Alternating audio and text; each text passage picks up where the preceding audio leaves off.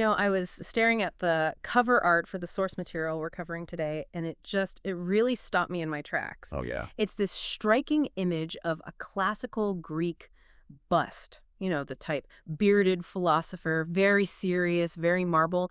But he's not just sitting there. He's glitching. Glitching. Yeah, like he's dissolving into this digital cybernetic network, half ancient wisdom, half futuristic data stream. And I thought, okay, if that doesn't summarize the tension of modern life, I don't know what does. It's a perfect visual metaphor, isn't it? It really is. It captures exactly what we're diving into today. We are looking at the materials from the very first session of a lecture series called Philosophy of Technology, given by PD Dr. Jörg Noller at LMU Munich. Right. And just to orient everyone, this session is dated February 16th, 2026. So we're looking at this from a near future perspective, or, well, present day, depending on when you're listening. But here's the thing that grabbed me. Usually, the first day of a university course is, let's be honest, a little dry. Right. See you next week. Exactly. It's usually, here's the syllabus, here are the dates, buy this textbook. But this felt different. It felt like a manifesto. The source material frames the entire course not as a history lesson, but as a series of open problems. A challenge to the students, almost. Yes. That's the problem-oriented approach Yeah. Dr. Noller is famous for.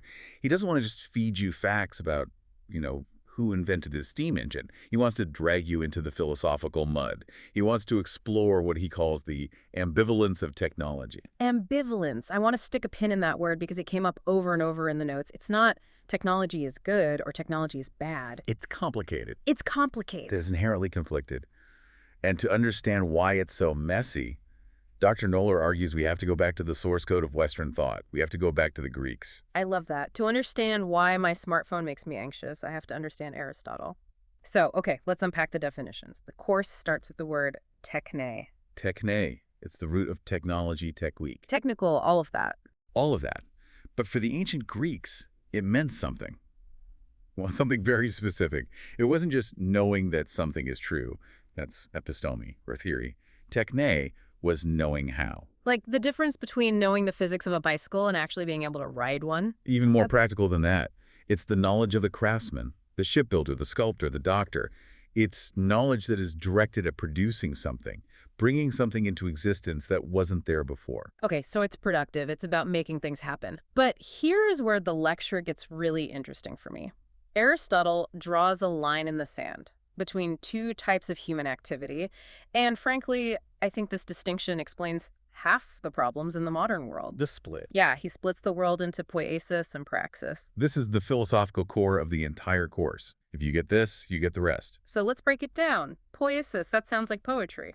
It shares a root, but in this context, poiesis means production, making things. And it has a very specific logic. It's goal-oriented. You have a blueprint for a table, you saw the wood, you hammer the nails, and you get a table. Right. The actions, the sawing and hammering, are just means to an end. Once the table is finished, the activity stops. The value is in the product. Got it. It's instrumental. I want the result, so I do the steps. I don't hammer nails for the joy of hammering. I do it to get the table. So what is praxis? Praxis is action. But specifically, it means acting with other people. It's the realm of politics, ethics, debate, interpersonal relationships. And how is that different from making a table? Well, in praxis, the value isn't an end product. The value is the interaction itself. When you and I are having this conversation, we aren't following a blueprint to manufacture a conclusion. We're navigating ideas. Yes, it's unpredictable. You can't engineer a friendship or a political movement the way you engineer a bridge. Okay, I think I see where the danger lies. If techne and poiesis are about control and blueprints, Exactly. The danger is when we start treating praxis like poiesis. when we try to engineer our relationships or our societies. Precisely. This is where the lecture introduces Hannah Arendt. She's a giant of 20th century political philosophy. Oh. In her book, The Human Condition, she warned that the modern world is collapsing action into production. That is a heavy concept, collapsing action into production. What does that look like in real life? It looks like trying to solve social problems with algorithms. We think if we just have the right data, the right economic inputs, the right apps, we can fix society. Right. We treat citizens like raw materials, like wood to be sawed, rather than free agents. That hits hard. You see that in the corporate world all the time. Human resources. We are inputs in a machine. And Arendt says that when you do that, you kill freedom. because true human action praxis is unpredictable. It's messy. If you can predict it and control it, it's not action anymore. It's just production. It's just production. You've turned a person into a robot. So the argument is that technology isn't just a tool we use. It's a whole mindset that tempts us to treat everything like a construction project, including people. That is the ambivalence we talked about. We love the control technology gives us. We love the poiesis. Who doesn't want to be able to fix things? But the price of that control is often the loss of the human element, the praxis. To illustrate this, Dr. Noller brings up a myth that I think we all know, but maybe we haven't thought about it this way. The myth of Prometheus. The original hacker. Right. Prometheus, the guy who stole fire from the gods. His name literally means the forethinker. He looks ahead. He sees that humans are weak, cold, and defenseless. So he steals fire from Zeus and gives it to us. And fire is the ultimate technology. It is. It allows us to cook, to forge metal, to keep the wolves away. It liberates us from nature. It's the start of civilization. Yeah. But it's a Greek tragedy, so there has to be a catch. There is always a catch. In the myth, Zeus is furious. Prometheus gets chained to a rock to have his liver eaten by an eagle every day. But the punishment for humanity is even more interesting. We get Pandora. Pandora and her famous box. Or jar, technically. And out of it comes all the evils of the world, sickness, toil, strife. This myth is the perfect container for the philosophy of technology. Every innovation is a Promethean act. It brings power, but it also brings unforeseen consequences. It's the law of unintended consequences. You invent the car for freedom of movement, and you get climate change and traffic jams. You invent social media to connect people, and you get polarization and doom scrolling. Exactly. That is the ambivalence. Technology is never neutral. It is not just a tool lying on the table. It carries a logic with it, usually the logic of efficiency and production. And that logic starts to shape us. So with that heavy philosophical framework established Aristotle's distinction, Prometheus's warning, Dr. Noller then lays out the roadmap for the semester. And looking at this list, I have to say, this course sounds intense. It really does. And it's not just chronological history. It's problem-oriented. He divides the course into two main battlegrounds. Part one is forms and fields. Basically, looking at specific areas where this conflict is playing out right now. Let's run through some of these because I feel like each one of these could be its own deep dive. Session 2, right after this intro, is medicine. This is a classic conflict. On one side, you have the Hippocratic tradition care, intuition, the doctor-patient relationship, that's praxis. On the other side, you have AI diagnosis, data-driven medicine, and hospital efficiency metrics. That's techne.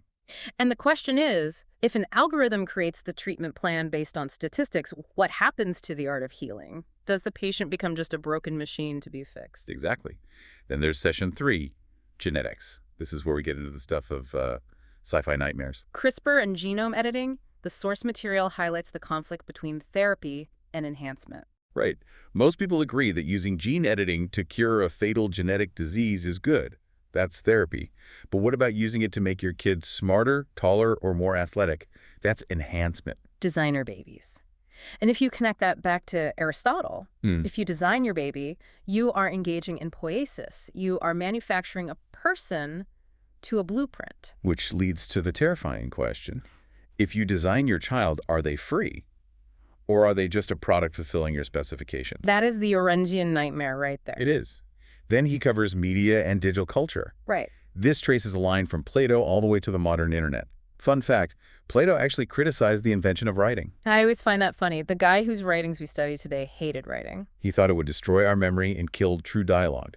He saw writing as dead techne, whereas speaking was living praxis. And now we look at social media. Is it a public sphere for free exchange, or is it an echo chamber controlled by algorithms? Again, the question is, are we actors? Or are we being produced by the feed? Then there's AI and robotics, the problem of artificial evil. Can an algorithm be evil? Or is it just biased? This covers autonomous weapons and the responsibility gap. If a drone decides to kill the wrong person, who is responsible? The coder, the general, the drone itself. And rounding out part 1 is nature and the Anthropocene. This shifts our ethical lens. We usually think of ethics as human to human.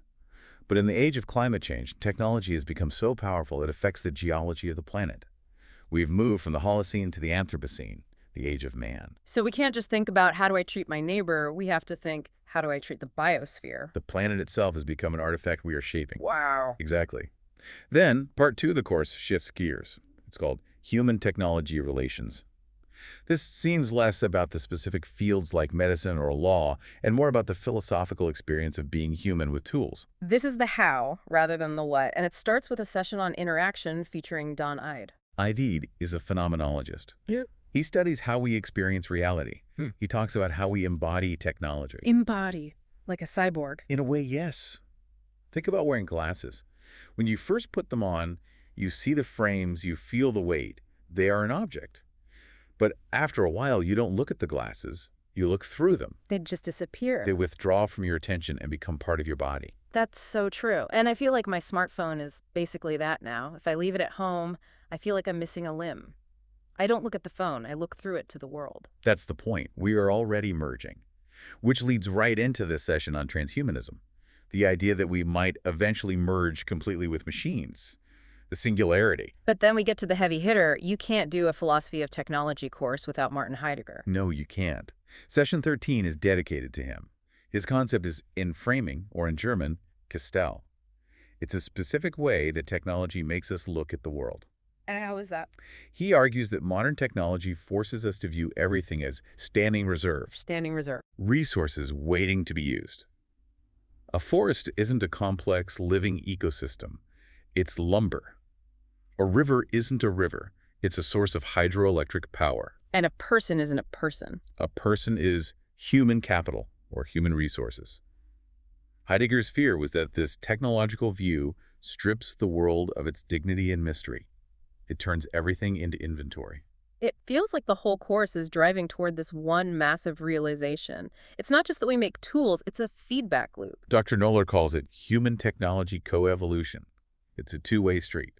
Humans create technology, yes, but technology then reshapes human perception, communication, and decision-making. There was a quiz mentioned in the source material survey given to the students in this first session, and I loved the question. It asked, which of the following best describes the philosophical question at the heart of human-technology interaction? And notice the options. It wasn't, how do we make things faster, or how do we get rich? No. The correct answer was, how does technology shape and transform human existence and self-understanding? That is the crux of it. It's not about what the tool does for us. It's about what the tool does to us. Now, before we wrap up, I want to touch on something really practical from the notes, because this isn't just high-level theory. Dr. Noller is actually using technology to teach the course in a very specific way. He is. He's walking the walk. There's a YouTube channel, Philocast. Yeah. There's a Philocast app for Android and iOS. He's using the digital tools he's critiquing to deliver the critique. It's like using the poison as the cure. But what really caught my eye was the assignment for the students. The protocol. Oh, this is brilliant. Yeah. He asks students to write minutes or a protocol of the session, but he gives a very specific instruction. Do not simply reflect the chronological course. He explicitly says, don't write. First, Dr. Noller said this, then he said that. Right, because that is just recording.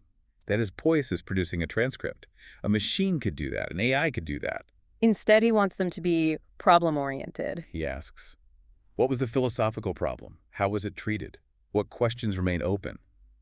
He is forcing the students to engage in praxis. They have to think. They have to think critically, synthesize, and interpret. He's trying to train them to be thinkers in an age of automated recording. Even the homework is a rebellion against the machine. It is. He's asking them to process the information, not just store it. He wants them to be active participants, not just hard drives. So, pulling this all together, we've gone from Greek shipbuilders to designer babies to the end of the world. What is the big takeaway here? What's the mission of this deep dive? I think the summary lies in that tension we started with. We are builders. We are creatures of technology. We cannot stop making things. It's in our nature. But we are also political, social beings who need freedom and plurality. And the danger is when the builder in us takes over the citizen. Exactly. When we try to fix society with the same tools we use to fix a car, the lecture leaves us with these open questions. Does technology expand our autonomy or threaten it? Are we still the masters of our tools, or have we become the tools of our tools? It's the Frankenstein problem, or the Prometheus problem. We stole the fire, but can we control the burn? And Dr. Noller's core thesis is haunting. Technology is a form of world-making. If production becomes a dominant paradigm of our world, If everything is just a resource to be used, what happens to us? Do we cease to be human in the orientation sense? Do we lose our capacity for true action? That is a thought that will definitely stick with me. It's clear that this first session is just the opening shot of a long battle. The students at LMU have a whole semester of medical ethics, AI bias, and transhumanism ahead of them. And frankly, I'm jealous. This is the kind of thinking we desperately need right now. Absolutely. Listeners, we hope this gave you a spark, maybe a Promethean spark, to look at your devices a little differently today. Next time you ask an AI to write an email for you, take a split second. Ask yourself, am I acting? Or am I just producing? And remember, staying human requires practice. It requires praxis. Thanks for diving in with us. We'll catch you in the next deep dive.